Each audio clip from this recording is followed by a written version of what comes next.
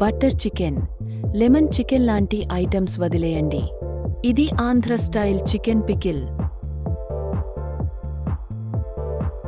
ఇది కారం, మసాలా, నూనె అన్నీ కలిసి ఓ రివెంజ్ మిషన్లా ఉంటుంది. చికెన్ ముక్కలు ఎర్రకారంలో తేలుతూ ఒక్క బైట్తో నోరు మంట పుట్టిస్తుంది. కానీ అడిక్షన్ గ్యారంటీ. వచ్చేయ్, మసాలా ఫుల్లుగా వేసేసి పికిల్ స్టార్ట్ చేద్దాం. Hello guys, welcome to my channel Zest Zindagi. Please like, share and subscribe to my channel. ఈ చికెన్ పికిల్ చేయడానికి కావాల్సిన ఇంగ్రీడియంట్స్: చికెన్ బోన్తో లేదా బోన్లెస్ 500 గ్రాములు చిన్న ముక్కలుగా కోయాలి.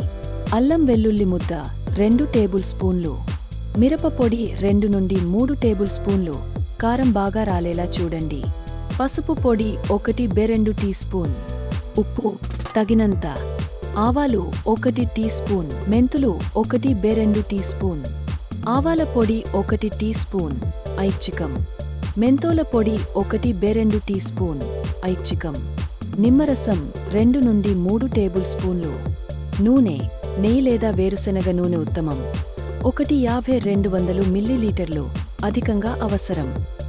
ఐచ్చిక సుగంధ ద్రవ్యాలు కరివేపాకు, హింగు, ఇంగువ, ఎండిన ఎర్ర మిరపకాయలు కిక్కు కోసం. చిన్నగా కట్ చేసిన చికెన్ ముక్కలను పసుపు, ఉప్పు వేసి మరిగించండి. పూర్తిగా కాదు, సగం ఉడకబెట్టండి. జ్యూసీగా ఉండాలి. ఆవాలు, మెంతోళ్ళు నిదానంగా వేయించండి. బర్న్ అయిపోతే పికిల్ రుచిపోతుంది, జాగ్రత్త. అల్లం, వెల్లుల్లి కలిపి ముద్దగా చేసుకోవాలి. ఈ పేస్ట్ లేనిదే పికిల్కి స్పిరిట్ ఉండదు. ఇప్పుడు మళ్ళీ నూనెలో చికెన్ని డీప్ ఫ్రై చేయాలి. గోల్డెన్ బ్రౌన్ అయ్యే వరకు వేయించండి. ఇప్పుడు మిరప పొడి, ఆవాల పొడి, మెంతోల పొడి, పసుపు అన్ని కలిపి ఆ వేడి నూనెతో మిక్స్ చేయండి. ఇదే అసలు మసాలా. చికెన్, మసాలా, నూనె అన్నీ బాగా కలపండి. మసాలా ఒక్కొక్క ముక్కకు అంటిపోయేలా కలపాలి. ఇప్పుడు తగినంత నిమ్మరసం కలపండి.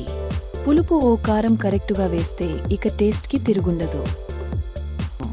ఇప్పుడు రెడీ అయిన పీకిల్ని గ్లాస్ జార్ తీసుకుని అన్నీ జాగ్రత్తగా లోపల పోసేయండి. నీళ్లు రాకుండా చూడండి. వాటర్ పడితే పికిల్ గోవింద.